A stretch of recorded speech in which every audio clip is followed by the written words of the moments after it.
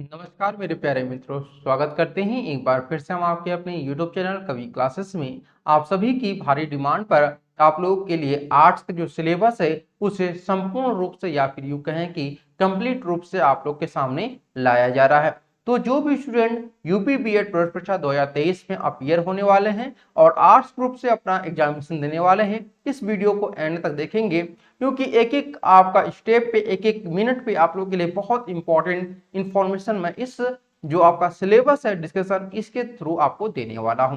तो चलिए शुरू करते हैं आज की सेशन में। और यह जो सिलेबस आपका है वह कंप्लीट मैं आप लोग को बताऊंगा और इस सिलेबस को इस प्रकार से अपने दिल में आप लोग बसा लीजिएगा कि आपकी धड़कन भी आपसे नाराज हो जाए। तो चलिए इसी बात पे हम लोग अपने सिलेबस की शुरुआत करते हैं। उससे पहले आपको बता दें कि अगर आप यूपी बीएड प्रवेश परीक्षा की तैयारी कर रहे हैं तो हमारे इस यूट्यूब चैनल कवि क्लासेस पे आप लोगों के लिए क्लासेस प्रोवाइड कराई जा रही हैं जो कि आपकी लाइव क्लासेस होती हैं। पहले हमारी क्लास चलती है आपकी 10 AM पे जो कि आपकी जीके के लिए होती है और दूसरी हमारी जो क्लास होती है वो 5 PM पे होती है जो कि हिंदी के लिए और आपके लिए स्पेशली आर्ट्स ग्रुप के लिए 8 PM पे आप लोग की क्लासेस कराई जाती हैं। तो ये तीन क्लासेस आप लोग के लिए कराई जाती हैं, तो डेली आप लोग इन क्लासेस को अटेंड जरूर करें। और इसकी प्लेलिस्ट भी मैंने बना दी है, तो प्लेलिस्ट में आप लोग जाकर के अभी तक आप लोगों ने क्लासेस अटेंड नहीं की है तो उसे जरूर अटेंड करिएगा, ठीक है। चलिए अब हम बात करते हैं अपने सिलेबस पर। सिलेबस पर बात करने से पहले आप लोग को इसका जो परीक्षा का प्रारूप है उस प्रारूप के बारे में आप लोग को जानकारी दे देते हैं कि इसका पेपर पैटर्न जो है वो आपका क्या होता है, ठीक है। सबसे पहले आपको बता दें यहाँ पर कि जो आपका प्रवेश परीक्षा होता है वो आपका 2 शिफ्ट में आपका कराया जाता है, ठीक है, 2 शिफ्ट में। और कुल आपके 6 घंटे लगते हैं ये 2 शिफ्ट को परीक्षा कराने में। ये 2 शिफ्ट कौन कौन से होते हैं ये समझिए आप लोग। पहला जो शिफ्ट होता है वो आपका शिफ्ट 1 होता है, ठीक है, जो कि आपका 9 AM से लेकर के 12 PM तक चलता है, यानी कि 3 घंटे का पहला आपका शिफ्ट होता है। और सेकंड जो शिफ्ट शुरू होता है वो आपका 2 PM से लेकर 5 PM तक होता है जो कि आपका ये 3 घंटे का होता है, यानी कि टोटल मिलाकर के 6 घंटे का आपका एग्जामिनेशन होता है। 12 बजे से लेकर 2 बजे के बीच में आप लोग का लंच होता है, तो उसमें आप लोग चाहे तो सेकेंड पेपर की भी तैयारी कर सकते हैं 2 घंटे के अंदर, ठीक है। अब हम लोग आते हैं कुछ और भी इंपॉर्टेंट फैक्ट पे कि यह जो आप लोग का एग्जामिनेशन होगा वो आपका एमसीक्यू टाइप का होगा, यानी ऑब्जेक्टिव होगा, या फिर हिंदी में कहें तो आपका बहुविकल्पीय आपका यह कर सकते हैं प्रश्न पत्र आपका बनाया जाएगा, ठीक है। अब बात करते हैं ये पेपर ऑनलाइन होगा या फिर ऑफलाइन होगा, तो देखिए ये आपका ऑफलाइन होगा। कुल मिलाकर इस बार हम देखें तो 75 आपके सेंटर बनाए गए हैं 2023 में, यानी यूपी में कुल 75 कस्बे जिले हैं, तो उन सभी 75 जिलों में आप लोग का एग्जामिनेशन होगा, ठीक है। यानी उम्मीद करते हैं कि जहां तक जो गर्ल्स स्पेशली हैं उनको अपने ही जिले में एग्जामिनेशन सेंटर मिल जाएगा। अब बात करते हैं कि अगर आपने एक प्रश्न सही किया तो उसके लिए कितने नंबर आप लोग को मिलते हैं, तो 2 मार्क्स आप लोग को मिलते हैं। नेगेटिव मार्किंग जो होता है वो 1/3 होता है, यानी 2 में से आप अगर एक क्वेश्चन गलत करते हैं तो 2 का आपका 1/3 भाग कट कर लिया जाता है सही में से। इसके अलावा आपका अगर पॉइंट में देखेंगे तो 0.66 आपका यहाँ पर मार्क्स कट किया जाता है, ठीक है। चलिए अब बात करते हैं हम आप लोग के शिफ्ट 1 की। तो शिफ्ट 1 में किसका पेपर आप लोग का होता है, तो देखिए शिफ्ट 1 में जो आपका पेपर होता है वह प्रथम प्रश्न पत्र का होता है, यानी यूं कहें हम लोग कि पेपर 1 का जो एग्जामिनेशन होता है वह आपका शिफ्ट 1 में होता है, ठीक है। अब शिफ्ट 1 में देखिए 2 सेक्शन आपका डिवाइड किए गए हैं, सेक्शन ए, ठीक है, और सेक्शन बी। सेक्शन ए जो होता है वो आपका सामान्य ज्ञान होता है जो कि सभी के लिए कंपलसरी होता है, और ये जो सामान्य ज्ञान का पेपर होता है वो आपका एमसीक्यू टाइप का आता है, ठीक है, एमसीक्यू होगा। और साथ ही साथ आपका बाइलिंगुअल होगा। बाइलिंगुअल का मतलब क्या होता है, तो देखिए बाइलिंगुअल का मतलब होता है हिंदी इंग्लिश दोनों ही में आता है आपका पेपर। और दूसरा जो पेपर होता है वो आपका भाषा का होता है, ये आपको चॉइस करना होता है हिंदी में या अंग्रेजी में से कोई एक आपको चुनना होता है। ये आप कैसे चुनेंगे, तो जब आप ऑनलाइन फॉर्म भरेंगे तो उसमें आप लोगों से नहीं पूछा जाएगा कि आप हिंदी लेंगे या फिर इंग्लिश लेंगे, ठीक है, बल्कि आप लोग जब एग्जामिनेशन सेंटर पे जाएंगे, यानी जिस दिन आपका एग्जामिनेशन होगा उस दिन आपको ओएमआर शीट दिया जाएगा, ठीक है। उस ओएमआर शीट में आप लोगों से पूछा जाएगा कि आप हिंदी के पेपर देना चाहते हैं या फिर इंग्लिश का, तो वहां भी कॉलम रहता है, उसमें आपको चॉइस करना होता है आप हिंदी का देंगे या फिर इंग्लिश का देंगे, ठीक है। यानी यूं कहें कि शिफ्ट 1 में जो पेपर 1 होगा आपका शिफ्ट 1 का, उसमें आपके 150 क्वेश्चन पूछे जाते हैं। 150 क्वेश्चन में आपका 50 जो होता है वो आपका जीके का रहता है, ठीक है। और जो आपका 50 होता है वह हिंदी का रहेगा, और 50 जो प्रश्न रहेगा वो आपका इंग्लिश का रहेगा। अब ये हिंदी और इंग्लिश में से कोई एक आपको चॉइस करना होता है, अदरवाइज आप दोनों को नहीं कर सकते हैं, क्योंकि आपका जो ओएमआर शीट होता है वो 100 क्वेश्चन का होता है, ना कि 150 क्वेश्चन का होता है। यहां तक समझ में आया कि आपको जो लैंग्वेज चूज करना है वह आपको, जो आप जाएंगे वहां पेपर देने, उसमें आपको ओएमआर शीट में फिल करना होता है। बहुत सारे स्टूडेंट का कंफ्यूजन होता है कि पेपर अगर हम इंग्लिश में चूज करते हैं तो कुल सारा जो पेपर वो आपका इंग्लिश में आएगा। जी नहीं, आपको सब्जेक्ट इंग्लिश में आएगा, न कि आपका जो मीडियम है वो इंग्लिश में आएगा। समझ रहे हैं आप लोग बात। अब बात करते हैं हम लोग अगले पेपर कि जो हमारा शिफ्ट 2 है, ये आपका 2 बजे से लेकर के 5 बजे के बीच में होगा, और इसे हम लोग पेपर 2 के नाम से जानते हैं। यानी पेपर 2 आपका सेकेंड शिफ्ट में होता है। सेकेंड शिफ्ट में आपका सेक्शन ए जो होता है वो आपका सभी के लिए कंपल्सरी होता है। पेपर 1 में भी सेक्शन ए सभी के लिए कंपल्सरी है, और पेपर 2 जो आपका सेक्शन बी है वो आपका ऑप्शनल होता है। जैसे पेपर 1 में हिंदी या इंग्लिश में से कोई एक चूज करना होता है, उसी प्रकार से पेपर 2 में भी आपको सेक्शन बी जो है आपका उसमें चॉइस करना होता है। इसमें 4 आपके ऑप्शन होते हैं, या तो आप कला ले सकते हैं, या फिर आप साइंस ले सकते हैं, या फिर आप वाणिज्य ले सकते हैं, या फिर आप कृषि ले सकते हैं। अब देखिए कला कौन से स्टूडेंट यहाँ पे ऑप्ट कर सकते हैं, तो कला वही स्टूडेंट ऑप्ट कर सकते हैं जिन्होंने बीए किया हुआ है। केवल बीए स्टूडेंट ही आर्ट्स ग्रुप को चॉइस करेंगे, साइंस ग्रुप के स्टूडेंट बीए को नहीं चॉइस करेंगे, सॉरी आर्ट्स को नहीं चॉइस करेंगे। समझ रहे हैं आप लोग। किसी भी हाल में बहुत सारे स्टूडेंट ऐसे होते हैं कि उन्होंने बेसिक किया हुआ है लेकिन वो कहते हैं कि हम आर्ट्स ग्रुप से पेपर देना चाहते हैं, तो ऐसा कभी नहीं हो सकता है, ठीक है, ये ध्यान रखिए आप लोग। और उसके बाद विज्ञान वर्ग जो होगा वह केवल और केवल बीएससी स्टूडेंट ही आप लोग का यह पेपर दे सकते हैं। वाणिज्य वाले जो है वह केवल बीकॉम के जो स्टूडेंट हैं वही आपके दे सकते हैं, और कृषि जो बीएससी एजी कंप्लीट किए रहते हैं वो अपना बीएससी एजी से पेपर अपना दे सकते हैं। समझ रहे हैं आप लोग। तो इस प्रकार से हम लोगों ने अपना पेपर जाना। और यहाँ पे ध्यान रखिएगा, अगर प्रश्नों की बात करते हैं, जैसे पेपर 1 में आपका जो कुल प्रश्न पूछा जाता है वह आपके 100 प्रश्न पूछे जाते हैं, और एक क्वेश्चन 2 नंबर का होता है, इसलिए आपका कुल मिलाकर के 200 नंबर का यह पेपर आप लोग का पेपर 1 होता है, ठीक है। यानी कि 50 हिंदी के और 50 जीके के प्रश्न होते हैं, या फिर 50 इंग्लिश के या फिर 50 जीके के प्रश्न रहेंगे। उसी प्रकार से पेपर 2 में भी आपका जो जनरल एप्टीट्यूड टेस्ट होता है उसके 50, और विषय योग्यता के यानी जैसे आर्ट्स ग्रुप के हैं, साइंस के हैं, तो उससे 50 प्रश्न पूछे जाते हैं। तो इस प्रकार से आपका जो पेपर होता है, यानी कि पेपर 1 जो होता है वह आपका होता है कुल 100 प्रश्न का, ठीक है, और पेपर 2 भी जो होता है वह होता है आपका 100 प्रश्न का, ठीक है। यानी इस प्रकार से आपका दोनों पेपर मिलाकर के देखें हम लोग तो आपका 200 प्रश्नों का यह आपका प्रश्न पत्र होता है, ठीक है। और 200 प्रश्न का यानी कि एक क्वेश्चन 2 मार्क्स का होता है, यानी कि आपका 400 मार्क्स का यह पेपर होता है। अब यहाँ पे प्रश्न आपका उठता है कि 400 में से कितना मार्क्स आपका गवर्नमेंट के लिए उचित रहता है या फिर सेफ जोन रहता है। तो 250 मार्क्स अगर आप यहाँ पर गेन करते हैं 400 में से, तो आप यहाँ पर क्या होते हैं कि सेफ जोन में रहते हैं, फिर आपको सरकारी सीट लेने से कोई भी नहीं रोक सकता है, ठीक है। चलिए अब बात करते हैं हम लोग अपने पेपर 1 के डिटेल सिलेबस के बारे में।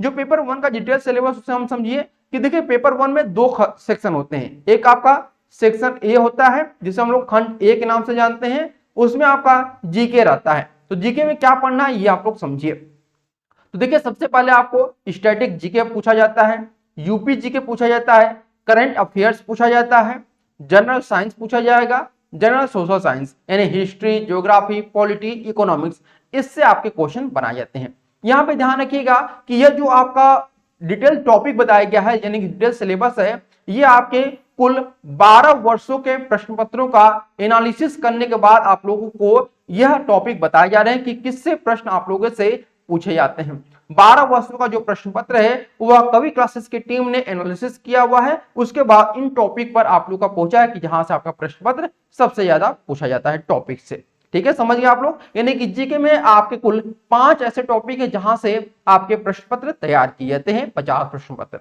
अब आते हैं हम लोग सेक्शन बी में, जो कि पेपर 1 का सेक्शन बी होता है। सेक्शन बी में आपको यहाँ पे बता दें कि 2 चीजें रहती हैं, या तो आप हिंदी लेंगे या फिर इंग्लिश। तो सबसे पहले हम हिंदी का बताते हैं कि अगर आप हिंदी लेंगे यहाँ पर तो उसके लिए आपको क्या पढ़ना होगा।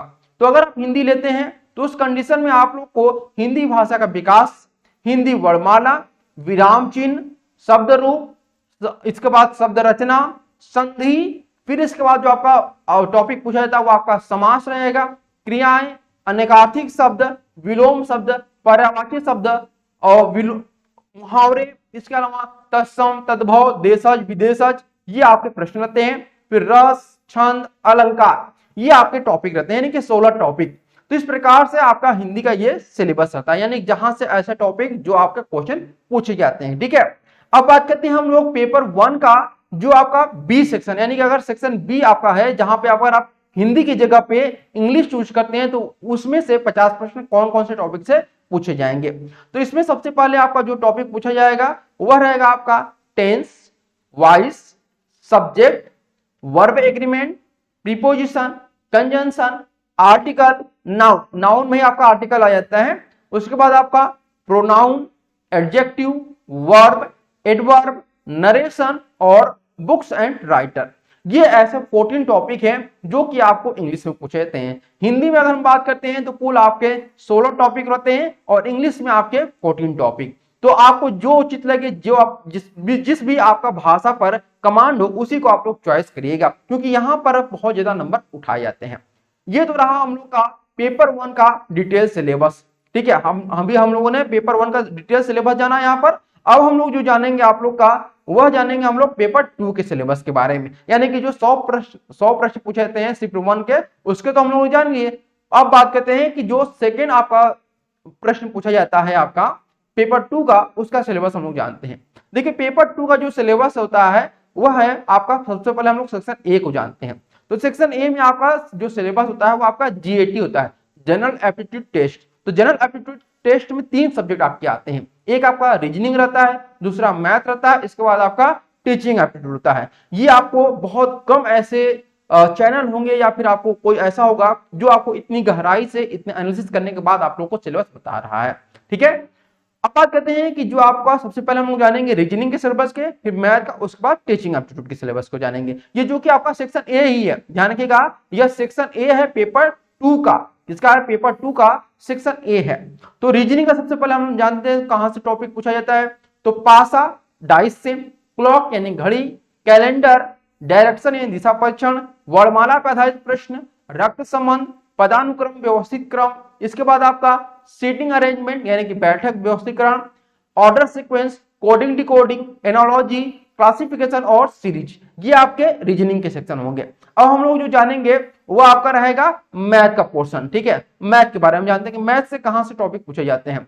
ठीक है, देखिए मैथ जो टॉपिक पूछे जाते हैं वो आपका सिंप्लीफिकेशन यानी कि सरलीकरण, साधारण चक्रवृद्धि ब्याज, औसत यानी एवरेज, प्रतिशत यानी कि परसेंटेज, आयु आधारित प्रश्न यानी एज बेस्ड क्वेश्चन, इसके अलावा आपका रहता है अनुपात और समानुपात, गति, दूरी और समय, संख्या पद्धति, क्षेत्रमिति और समय और कार्य, ये आपके मैथ के सिलेबस हो गए। अब हम जानेंगे टीचिंग एप्टीट्यूड का जो सिलेबस होगा वह क्या रहता है, क्योंकि यहां से भी आपके लास्ट अगर 2022 का पेपर उठा के देखें आप लोग तो 8 क्वेश्चन जो है आपके टीचिंग एप्टीट्यूड से पूछे गए हैं। तो इसमें आपका जो पूछा जाता है टॉपिक वह शिक्षा के प्रति अभिवृत्ति, शिक्षार्थियों के प्रति अभिवृत्ति, पाठ्यक्रम के प्रति अभिवृत्ति, शिक्षक में नेतृत्व प्रवृत्ति, व्यवसाय प्रतिबद्धता, सामाजिक परिपक्वता और शिक्षक के गुण, ये आपके टीचिंग एप्टीट्यूड यानी कि शिक्षण अभिक्षमता से संबंधित आपके प्रश्न यहाँ पे पूछे जाते हैं। तो अभी तक हम लोगों ने पेपर 2 का सेक्शन ए का सिलेबस देखा डिटेल का। अब हम लोग पेपर 2 का जो आपका सिलेबस है, ठीक है, पेपर 2 का जो आपका सिलेबस है यानी आर्ट्स ग्रुप का, उसे हम लोग जानते हैं। और आर्ट्स ग्रुप वही लोग चुनेंगे जिन्होंने बीए किया हुआ है। और ये कैसे पता चलेगा कि आप आर्ट्स का पेपर देना चाहते हैं, तो जब आप लोग ऑनलाइन फॉर्म भरेंगे तभी उसी समय आप लोगों से पूछा जाता है कि आप किस स्ट्रीम से अपना फॉर्म भरना चाहते हैं, आर्ट्स स्ट्रीम से या फिर साइंस स्ट्रीम से या एग्रीकल्चर से या फिर आप लोग किसी अन्य ग्रुप से भरना चाहते हैं। तो अगर आर्ट्स ग्रुप से भर रहे हैं तो उसके लिए आपका जो सिलेबस होगा उसमें आपका स्पेशली जो टॉपिक पूछे जाते हैं वो आपका इतिहास से प्रश्न आते हैं, भूगोल से, राज व्यवस्था से, अर्थशास्त्र से, हिंदी से, अंग्रेजी से, शिक्षा शास्त्र से और समाज शास्त्र से। यानी लगभग आपका 7 से 8 ऐसे टॉपिक हैं, ऐसे विषय हैं जहां से आर्ट्स ग्रुप के 50 प्रश्न जो है आपके तैयार किए जाते हैं। ठीक है, अब बात करते हैं यहाँ पर detail syllabus of history. History में जो आपका टॉपिक पूछा था वह हड़प्पा सभ्यता, वैदिक सभ्यता, महाजनपद, मौर्य साम्राज्य, संगम काल और सल्तनत युग, यहां से आपका प्रश्न बनाए जाते हैं। इसके बाद इतिहास में विजयनगर साम्राज्य, सूफी और भक्ति आंदोलन, मुगल काल, 1857 की क्रांति और गांधी युग। यहां से आपके इतिहास से प्रश्न बनाए जाते हैं। अब हम जानेंगे पॉलिटी का सिलेबस कहां से आपका पूछा जाता है। तो संविधान का विकास, संविधान सभा, different sources of Indian constitution, important article of constitution, संविधान संशोधन यानी कि संविधान में अब तक कितने संशोधन हुए उसके बारे में, यूनियन एंड इस टेरिटरी, इसके अलावा सिटीजनशिप यानी नागरिकता, मौलिक अधिकार, डीपीएसपी, मौलिक कर्तव्य, संसद, सुप्रीम कोर्ट, हाई कोर्ट, और उसके अलावा जो हमारे 8 अनुसूची, आपके जो अनुसूची 8 है उसमें आपके जो सम्मिलित 22 भाषाएं हैं उनके बारे में प्रश्न पूछा जाता है। राष्ट्रीय प्रतीक के बारे में भी प्रश्न आप लोगों से पूछा जाएगा। इसके बाद आपका ज्योग्राफी का जो सिलेबस है उसे हम लोग जानते हैं कि ज्योग्राफी में क्या पूछा जाएगा। तो देखिए ज्योग्राफी में आपका सोलर सिस्टम यानी कि सौर प्रणाली, महाद्वीप और महासागर, स्थल मंडल और जल मंडल, इसके अलावा अक्षांश देशांतर, different heat zone of earth, longitude and time zones, international date line, इसके अलावा the motion of earth, atmosphere यानी कि वायुमंडल, weather and climate, internal structure of earth यानी कि हमारी जो पृथ्वी का आंतरिक संरचना उसके बारे में, चट्टानों के बारे में प्रश्न लगता है। उसके अलावा आपका भूकंप और ज्वालामुखी, जैसे कि ऐसा कौन सा ज्वालामुखी जो सबसे ऊंचाई पर स्थित कह सकते हैं एक्टिव ज्वालामुखी है। इसके अलावा द इंडियन सब continent, agriculture in India, multipurpose river valley project यानी कि बहुउद्देशीय परियोजनाएं, ज्योग्राफी ऑफ द इंडियन सब continent country with their capital and currency यानी कि भारत से सटे हुए जो आपके देश हैं उनसे संबंधित जो राज्य उनकी मुद्राएं हैं वहां से भी प्रश्न आप लोगों से ज्योग्राफी के सेक्शन में पूछा जाएगा। इकोनॉमिक्स में आते हैं तो इकोनॉमिक्स में आपका इकोनॉमी और इकोनॉमिक्स रहेगा। कैरेक्टरिस्टिक्स ऑफ इंडियन इकोनॉमी यानी कि भारतीय अर्थशास्त्र की जो आप कह सकते हैं कि विशेषताएं उनके बारे में, एग्रीकल्चर एंड लैंड डेवलपमेंट यानी कि कृषि और जो उसके कह सकते हैं बढ़ावा देने वाले कार्य हैं वो चीजें, नेशनल इनकम यानी कि राष्ट्रीय आय के बारे में, योजना आयोग के बारे में, प्लानिंग, अनएम्प्लॉयमेंट यानी कि बेरोजगारी के बारे में, ट्रेड एंड कॉमर्स यानी कि व्यापार के बारे में, न्यू इकोनॉमिक पॉलिसी यानी कि जो नई नई इकोनॉमिक पॉलिसी बनाई जाती है केंद्र सरकार के द्वारा उनके बारे में, साथ ही इंडियन फाइनेंशियल सिस्टम के बारे में भी आपसे प्रश्न पूछा जाएगा इकोनॉमिक्स में। इसके अलावा आपका द इंडियन फिजिकल सिस्टम, उसके बाद बैंकिंग इन इंडिया, भारत में जो आपके बैंक हैं जैसे आरबीआई में क्या रूल है, एसबीआई में क्या रूल है उनके बारे में, टैक्स सिस्टम यानी जैसे जो आपका जीएसटी हो गया, जीएसटी के कितने स्लैब है उनके बारे में, इंडस्ट्री यानी कि उद्योग के बारे में भी प्रश्न पूछा जाता है, जो आपके विदेशी व्यापार है उनके बारे में भी प्रश्न रहेगा आपका इकोनॉमिक्स में। इसके बाद आपका जो हिंदी का सिलेबस आता है आर्ट्स ग्रुप के लिए उसके बारे में देखिए, हिंदी जो कि आपका पेपर 1 में भी पूछा जाएगा लेकिन हिंदी पेपर 2 में जो आपका पूछा जाएगा आर्ट्स ग्रुप में उसमें थोड़ा सा आपका सिलेबस डिफरेंट रहता है। इसमें हिंदी साहित्य का इतिहास भी पूछा जाता है, ये ध्यान रखिएगा आर्ट्स ग्रुप में, लेकिन आपका पेपर 1 में देखेंगे तो उसमें हिंदी साहित्य का इतिहास नहीं पूछा जाता है। रस, छंद, अलंकार, संधि, समास ये तो सभी में पूछा जाता है। लेखक और उनकी पुस्तकें भी आपका पेपर 2 में ही हिंदी के सिलेबस में पूछा जाएगा। इंग्लिश का जो सिलेबस रहेगा इसमें आपको हिंदी इंग्लिश दोनों करना होगा, इसमें चॉइस नहीं होता पेपर 2 में। पेपर 1 में आपके पास चॉइस होता है कि आप हिंदी लेंगे इंग्लिश, लेकिन पेपर 2 में आपको हिंदी इंग्लिश दोनों करना होगा, ठीक है। Era of English literature, parts of speech, figure of speech, देखिए ये आपका ये इंग्लिश यानी कि जो आपका पार्ट 2 का इंग्लिश है इसमें और पेपर 1 का जो इंग्लिश है उसमें बहुत ज्यादा अंतर है, तो ये आप लोग बात समझिएगा। सिलेबस को बहुत अच्छी तरीके से एनालिसिस करने के बाद ही आप लोग को बताया जा रहा है इसके बारे में। इसके बाद एजुकेशन जो आपका उससे संबंधित प्रश्न आपका किन से पूछा जाता है, concept of educationist, philosophy of educationist, यानी कि 1-2 प्रश्न आप लोग का हर साल एजुकेशन संबंधित प्रश्न पूछा जाता है, ठीक है। तो इस प्रकार से हम लोगों ने कुल आपका जो सिलेबस था आपका आर्ट्स ग्रुप का वो हम लोगों ने आज डिटेल में यहाँ पर आपका जानकारी ले ली कि आर्ट्स ग्रुप में कौन कौन सा सिलेबस होता है, क्या आप लोग को पढ़ना होता है, ठीक है। अगर गारंटी माने कि इतना अगर आप लोगों ने कवर कर लिया तो आप यूपी में जो आपके टॉप 10 रैंक होते हैं, टॉप 10 उनमें आप अपना जगह जरूर बना लेंगे। यूपी बीएड का जो टॉप रैंक होता है ना उसमें टॉप 10 में आएंगे। अगर इसमें आप अगर 80% भी कवर कर लेते हैं, इसका जो सिलेबस में बताया उसका 80%, तो ये जानिए कि आप लोग यूपी में लगभग टॉप 1000 जो आपका रैंक होता है उसमें आ जाएंगे। अगर केवल 50% भी कवर करते हैं इसमें तो आप लोग अपना सिलेबस मतलब जो सरकारी सीट है वो आप लोग प्राप्त कर लेंगे, अगर 50% सिलेबस इसका पूरा कंप्लीट करते हैं तो आज इन्हीं सिलेबस पर आधारित हमारी जो सारी क्लासेस चलाई जाती हैं, ये ध्यान रखिएगा, इन्हीं सिलेबस को ध्यान में रख करके हमारी क्लासेस चलाई जाती हैं। ये सभी चीजें हमने आप लोग को बता दी हैं। और इसके बाद पुनः मैं आप लोग को अपना टाइम टेबल बता देना चाहता हूं कि हमारी जो टाइम टेबल होती है वो आपकी 3 क्लास हमारी डेली चलाई जाती हैं। पहले आपकी 10 AM पे, दूसरी 5 PM पे और तीसरी आपकी 8 PM पे आपकी क्लास चलाई जाती है। तो इन तीनों क्लास को जरूर अटेंड करिए।